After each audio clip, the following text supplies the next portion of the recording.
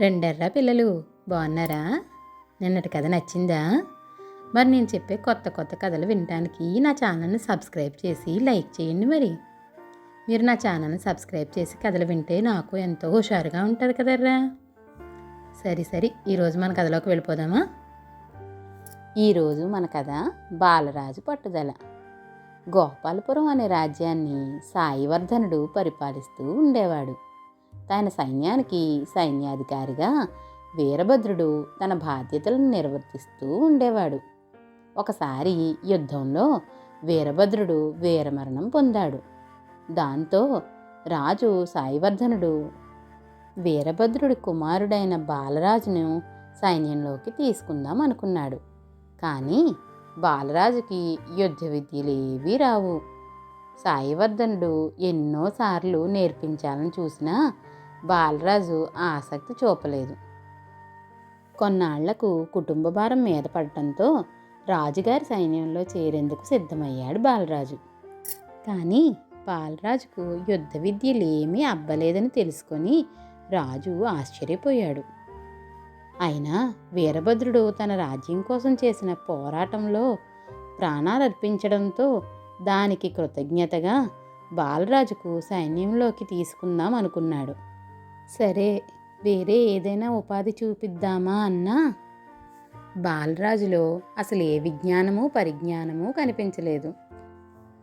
దాంతో సాయివర్ధనుడు బాలరాజుకి 3 నెలల సమయం ఇచ్చి ఏదైనా ఒక్క యుద్ధ విద్యలోనైనా ప్రావీణ్యం సాధించి చూపినా సైన్యంలో కొలువు ఇప్పిస్తానని మాట ఇచ్చాడు.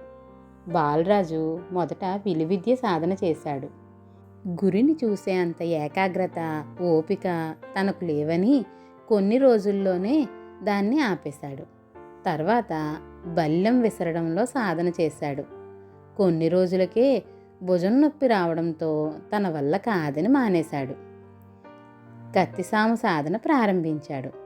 గాయాలు కావడంతో అది పూర్తి చేయలేదు. చూస్తుండగా రాజు విధించిన గడువు ముగిసింది. సాయివర్ధనుడు బాలరాజును పిలిపించాడు.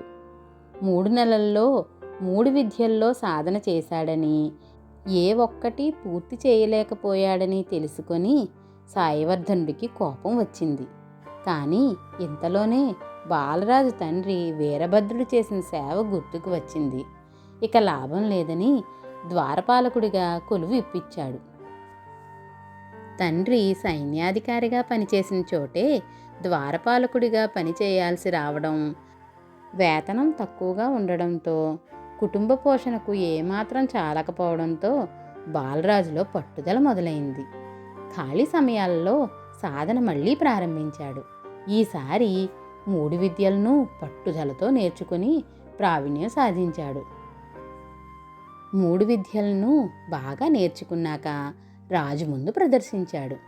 సాయివర్ధనుడు బాలరాజు పట్టుదలతో నేర్చుకోవటం చూసి వెంటనే సైనికుడిగా పదోన్నతిని ఇచ్చాడు. ఇలా కొన్ని సంవత్సరాల్లోనే బాలరాజు తన ప్రతిభను చూపించి సైన్యాధికారిగా నియమితుడయ్యాడు.